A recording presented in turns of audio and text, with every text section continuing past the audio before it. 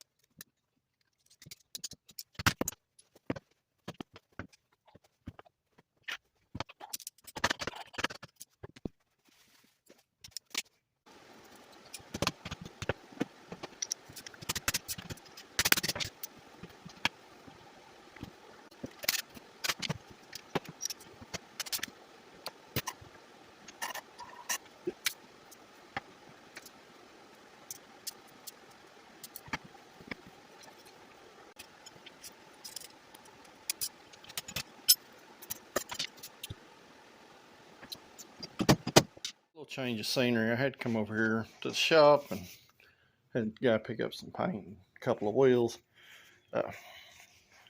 So basically what I done, I took the steering shaft itself out of the rack and pinion. Once I got it out, I cleaned it up. I took and I found a piece of square stock that it fit inside here, which is actually just two pieces of 1/4 inch angle iron. I took and welded on the inside all the way down and all the way out. I capped it with another piece of 1/4 inch angle iron, and I welded both them seams up. Then down here around the end, I welded it all the way around on both sides, and now we have a nice mild steel piece that we can weld 2 tabs to. And when we get back in the car, hopefully I can get headed back to my shop here before too long and get all this addressed up here. But I just realized after I welded that I didn't make no video of the shaft itself or doing anything. I was just trying to kind of kill some time here while I was waiting on somebody to drop a car off, and here I am. So I might pop back here in a few minutes and give you all a little more of an update, but that's where I got everything kind of ground down, and I sprayed a little weld through primer on this because I still got to add some tabs. Phenoix, still kind of waiting around here.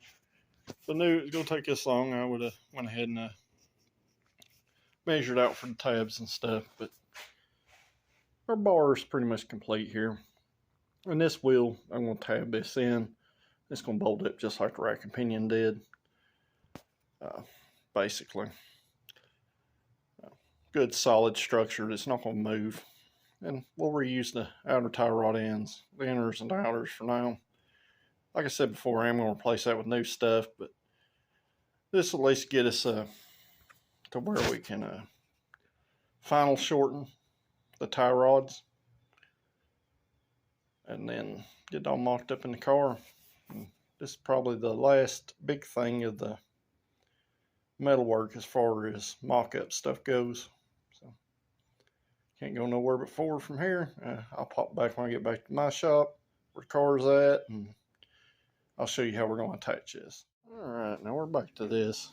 Like I showed you in the other little video, got my bar in here. I centered it up. I measured it off the sides of the subframe. This mount is obviously not centered, but the bar is centered to the subframe at this point. Let's went ahead and mark where the bolt holes are. I'm still deciding on how I'm going to address that. Make it bolt up. Obviously can't drill through it because there's a solid bar in the center, which I could, but I'm probably going to cut a tunnel into it and probably come in here with a sleeve, something heavier than this, but I'll probably come in here with a sleeve and just lay it in there and weld it. That's about where I'm at right now. It has gotten pretty late because it is obviously now dark outside, so that's the way some of this stuff goes, and you don't always get everything done that you want to. So I'm gonna work on this a few minutes here. I got a new little foam mount here. We'll see how it ends up working out. So don't feel real confident about it, but we'll see. Keep following along.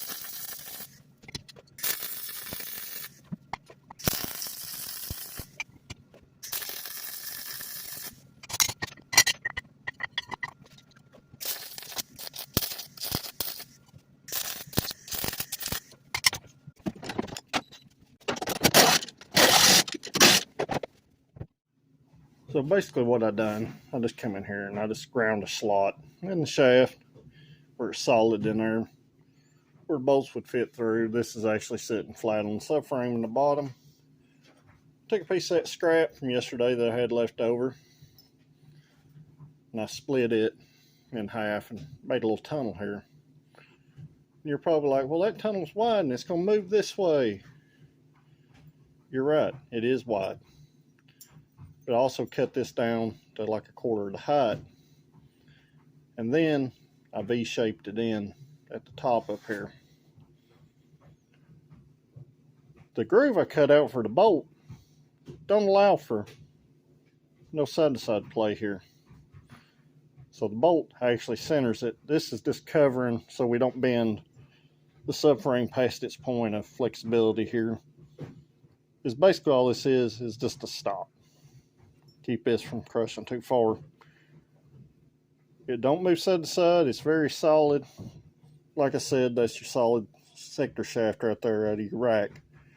It's welded to the angle iron on the inside, all the way down, all the way on both sides. And then it's capped with another piece of angle iron to make essentially a square tube. But I wanted it that way so I could weld that shaft all the way through. This is just more of a cosmetic thing. You could have went in here with a tube like this and split it in half, laid it on there and welded it up. That's not what I done. I just used some scrap I had. It'll work. So for our next thing, we're going to come in here with the outer tie rod ends and the inner tie rod ends, and we're just going to screw these on here and see how much we're actually going to have to narrow them. Now, remember the other day, I just kind of preemptively cut these, and they weren't 100%, so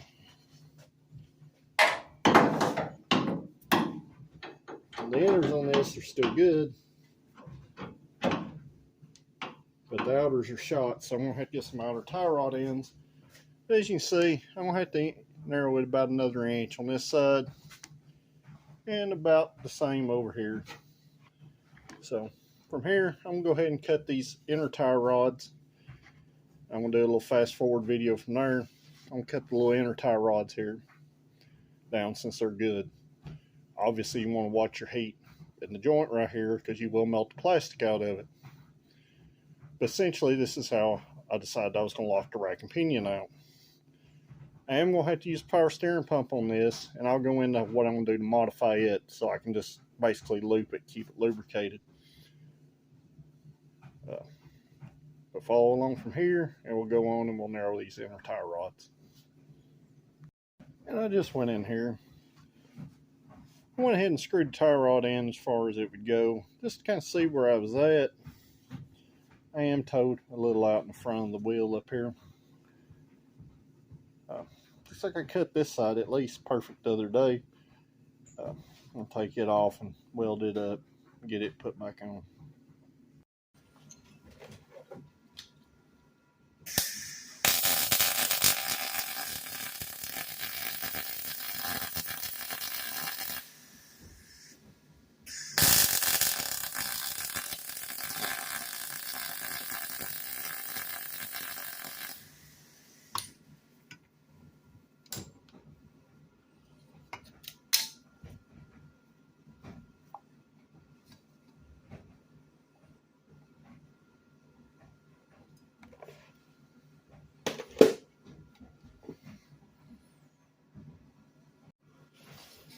Alright, I got that welded up there, and as you can see, I've got a little cup of water. I got my joint of the inner tie rod in the water. You don't want to cool your weld with water. It'll make it weak. If you cool it too fast, it'll make it brittle. And that's something you don't want to do, especially on something that's structural. It could get you hurt. So I'm just going to, for a few minutes, hold this in the water, just the joint part. As you can see, it's just barely in there. And that'll help keep the joint cool as the weld naturally cools. Then I'm going to go in here, I'm going to grind this down a little bit, just trying to inspect my weld for penetration. I'll probably end up grinding it all the way back down or cutting partially the way through it, make sure. May go back and weld it back up from there.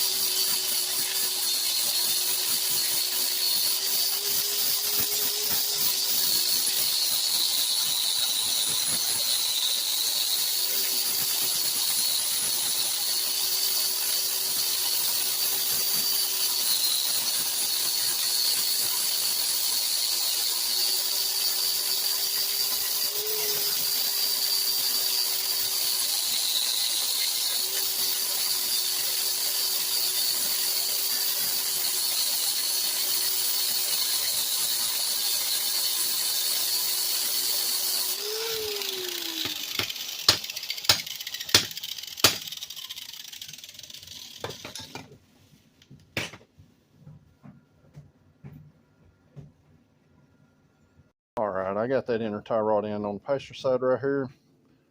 I just stuck the tie rod in the spindle. It don't even have a nut on it right now, but it's pushed down the taper. It's tight here. It's always a good idea to Loctite the inner tie rod in. Make sure it's good and tight. As you can see here, we're pretty close to zero toe there. Now, when I get my other tires, I will go in here. I will measure the toe from side to side on the front of the tire and on the back of the tire. And since this is going to be on the rear here, it's not a front wheel drive application anymore, we're going to set this to 0 degrees toe, which will be the exact same measurement on the front side as it will be on the rear. And that's where we're going to start. Depending on how the suspension moves in this, we may have to add some toe in or toe out, but we'll address that when we get to it. And sorry, the camera's kind of getting fuzzy there. I'm not real sure why it's not wanting to focus, but I'm going to start shortening the other side. All right, I'm going to kind of talk y'all on this side. basically what you want to do, you want to make sure your tire's basically straight right here. Like this. I got the car jacked up slightly. I let the air out of these tires since they are too big, so the tire will pivot. As you can see, here it will move. So what I'm going to do, I'm just going to, for now, I'm going to eyeball and make sure the tire's straight this way. You know, in a front to back orientation. That way, when we get to a point where we have to do an alignment, we'll be pretty close. Now, keep in mind, when the car's jacked up, your tie rod is going to be at an angle, and your toe does change throughout your suspension travel, you know, up or down. So right here, got our tie rod in, just loosely stuck. As you see, I took the thing off of it because these are worn out. So I'm just going to stick it in there like that, and I'm going to hold it up here like this. We got a pretty good idea. Now, on the inside here, you can see your inner tie rod is stepped down in here. That's because it locks on the outside diameter of the nipple there. So we know what this measurement is, and it's about a little over 1/4 of an inch. So basically we know we're measuring from right here to the center of this hole right here. And usually what I'll do, just kind of make this a little easier, I just kind of hold it up there. Then I'll make a couple of measurements. And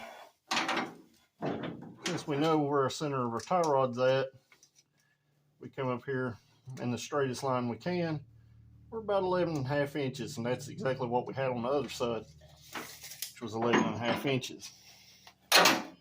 As you can see the other day, I just kind of stuck this one on there. So we're going to have to cut this one back off and straighten that up. But we got to get 11.5 inches from about 1/4 of an inch in right here to the center. And right here, we're about 13 inches. So let's get to cutting.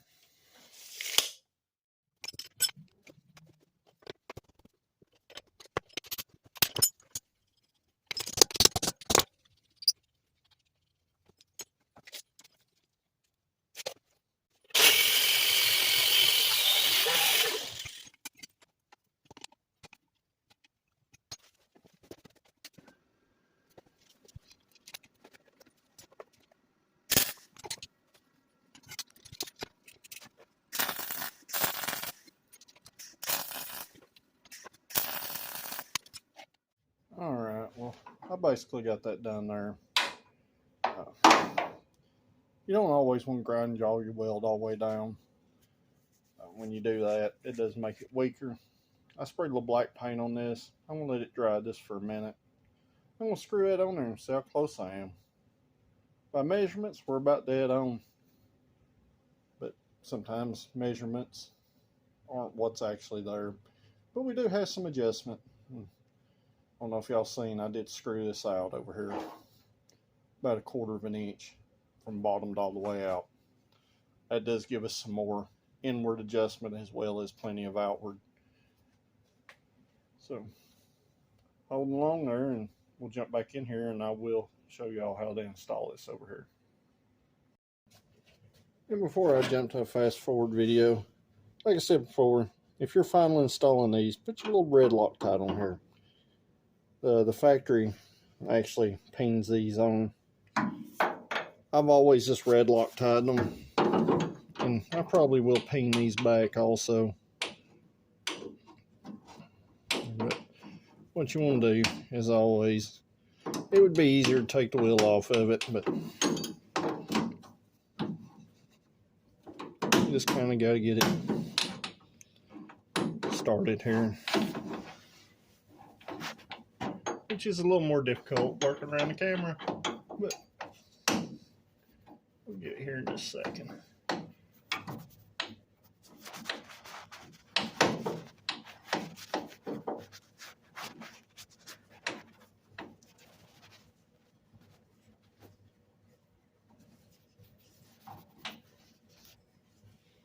Once you get it started there with your hand, you're just going to go in here. Usually these things have an actual hex on them. These GM ones only have a 2 flats, so don't make it real nice to do like this. What you can ultimately do, if you got a pair of pliers, you know, a good pair of channel locks like these, you can actually screw these on here in your tie rod. It'll pivot in there. But what you're going to do, you're just going to work this in like this till you're bottomed out. And from here, I'm going to do a little fast forward video. And I'll come back and explain a few more things.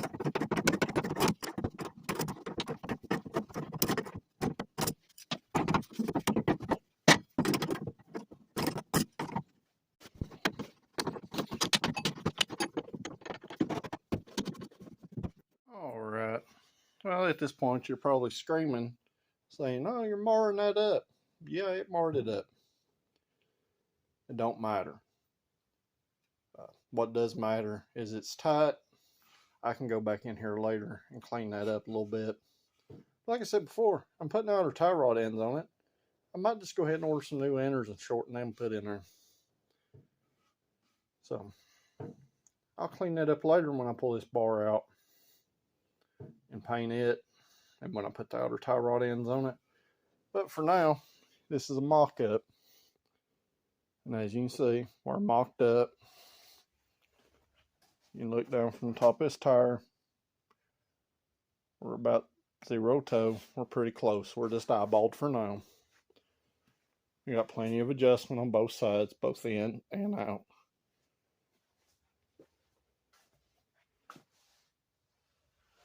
But basically, that's how you lock it out right there. There's a few different ways you can go about it, but this is just the way I done it. Do it the way it makes you feel safe.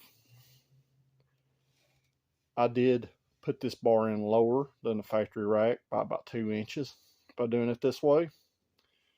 And I done that because of a ride height. And we got a lot better tie rod angle. The car does have its weight on. We are at ride height. The tie rod's pretty level. So within that few inches of upward and downward travel, we won't have much toe change. And that's super important when doing something like this, because a big toe change will make it steer the car. So I'm going to call this a video for tonight, and I hope y'all picked up something from this, even if it's just something about the tie rod angle changing during suspension travel. Super important stuff. You always want to feel good and safe about what you do. I feel perfectly safe about how I've done all this. It should work just fine. Our toe change should be very minimal. And I will measure that. And we can always go back and change it. We could flip this bar upside down and raise it if we wanted to. So, if y'all enjoyed this video, please like, share, and, hit that subscribe button down there. Subscribing helps a lot. We get to a point where this stuff kind of pay for itself, and that'd be nice. But, right now I'm just trying to help some of y'all out that, maybe scared of stuff like this, or maybe you got something like this that don't drive well. There's lots you can pick up from what I'm doing. So, thanks for watching.